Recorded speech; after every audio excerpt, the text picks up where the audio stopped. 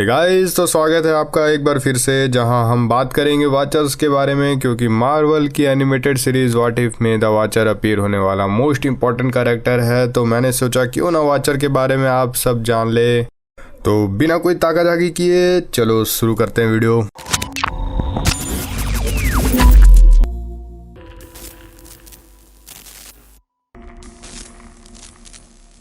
Watchers Marvel comics में universe की सबसे ओल्डेस्ट स्पीसीज है और इनके पास होती है कॉस्मिक पावर्स, और ये दुनिया जहान यूनिवर्स की नॉलेज रखते हैं और इसे देखते रहते हैं। लेकिन ये कहीं पर भी अपना इंटरफेरेंस नहीं देते, चाहे वो जितना भी बड़ा खतरा हो। लेकिन ये सब का एक बड़ा कारण भी होता है।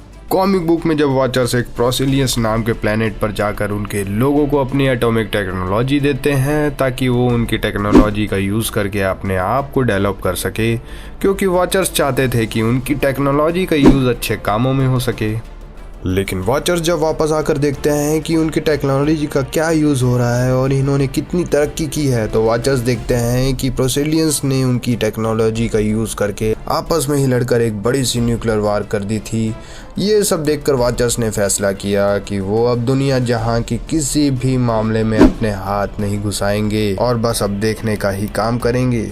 लेकिन उसमें से एक R2 नाम का वॉचर उनकी बात को नहीं मानता और बोलता है कि नहीं, हमें दूसरा मौका देना चाहिए। जरूरी नहीं कि हमारा डिसीजन एक बार गलत हो गया तो हमेशा गलत होगा। लेकिन वॉचर्स उसकी बात नहीं सुनते और अपने डिसीजन पर कायम रहते हैं। और फिर एक बार ऐसे ही वॉचर्स एक प्लेनेट को देख रहे होते हैं जो अपने न्यूक्लियर वेस्ट को स्पेस में छोड़ देता है। तो अब R2 को लगता है अब ये जिस भी प्लेनेट से टकराएगा वो प्लेनेट डिस्ट्रॉय हो जाएगा। लेकिन देखने के अलावा कुछ ना करने की कसम उसके आड़े आती है और फिर वो एक दूसरे से टकरा कर डिस्ट्रॉय हो जाते हैं। लेकिन वो प्लेनेट बिल्कुल खाली होता है और वहाँ कोई भी लिविंग बींग्स नहीं होते हैं।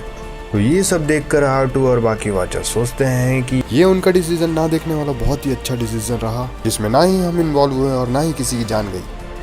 तो इसके बाद ये सभी वॉचर्स फैसला करते हैं कि अब उनका डिसीजन पक्का है, वो सिर्फ देखेंगे और किसी भी मामले में अपने हाथ पैर नहीं घुसाएंगे। लेकिन ये सब होने के बाद भी R2 वॉचर्स के रूल्स को नहीं मानता और कॉमिक बुक्स में वो कई बार अपनी इंटरफेरेंस दे चुका है। और एक बार तो मार्वल कॉमिक्स में ड्रीमिंग सेलेस्टियल ने भी बताया था कि R2 वॉचर्स के रूल्स और डिसीजन को तोड़ते हुए 400 बार इंटरफेरेंस कर चुका है।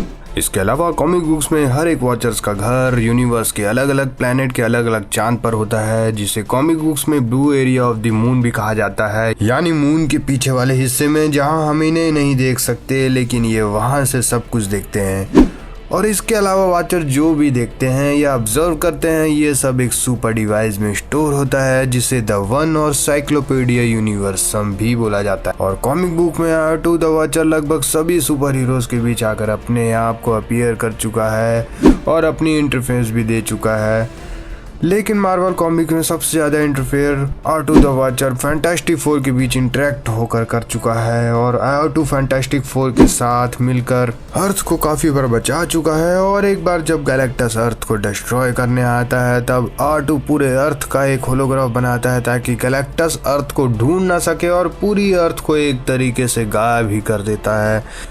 लेकिन सिल्वर सर्फर की मदद से वो अर्थ को ढूंढ लेता है और तभी वॉचर ह्यूमन टॉर्च को अपनी पावर्स देता है और इसे गैलेक्टस के शिप में भेजता है, जहां से वो अल्टीमेट नलीफायर नाम का एक वेपन को लेकर आता है जो यूनिवर्स के किसी भी बीइंग को इरेज करने की पावर रखता है और मार्वल कॉमिक में यूनिवर्स का मोस्ट पावरफुल वेपन है। और यही एक चीज होती है जिससे गैलेक्टस डरता है, क्योंकि जब फैंटास्टिक फोर इसे दिखाकर उसे डराता है तो वहां से डर कर चला जाता है। और अगर हम इसकी पावर के बारे में बात करें तो वॉचर्स के पास लगभग गॉड की लेवल की पावर्स होती है। ये किसी को भी मेंटली और फिजिकली पोजेस कर सकते हैं, ये किसी की भी माइंड को रीड कर सकते हैं और उसे कंट्रोल भी कर सकते हैं। और वॉचर्स टाइम और स्पेस में बिना किसी को नजर आए ट्रैवल भी कर सकते हैं, कॉस्मिक एनर्जी प्रोजेक्शन का यूज कर सकते हैं। और हम वॉचर्स की पावर बहुत अच्छे से तब देखते हैं जब R2 का भतीजा एरॉन अर्थ पर आता है, जो कॉमिक बुक्स में एक विलन वॉचर का भी कैरेक्टर है। वो सभी सुपर हीरोज को कंट्रोल करके आपस में लड़ाना शुरू कर देता है और उसका मिशन होता है पूरे यूनिवर्स को कंज्यूम करके उसे ब्लैक होल बनाना, ताकि उससे एक नया यूनिवर्स बना सके और फिर वहां अपना कंट्रोल कर सके।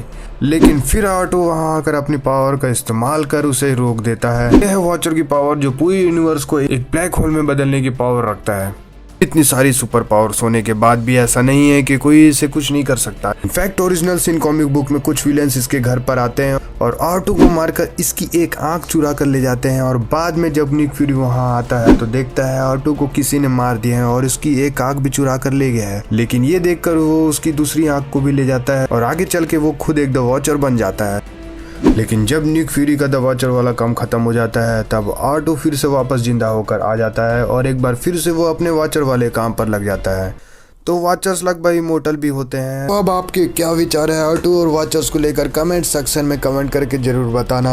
एंड वीडियो अच्छी लगी हो तो लाइक एंड शेयर कर देना और वीडियो के नीचे सब्सक्राइब को दबाने के बाद उसके बगल में घंटी को भी दबा देना। तो मैं चला टेलीपोर्ट होने दूसरे वीडियो में मिलते हैं वहाँ। बाय।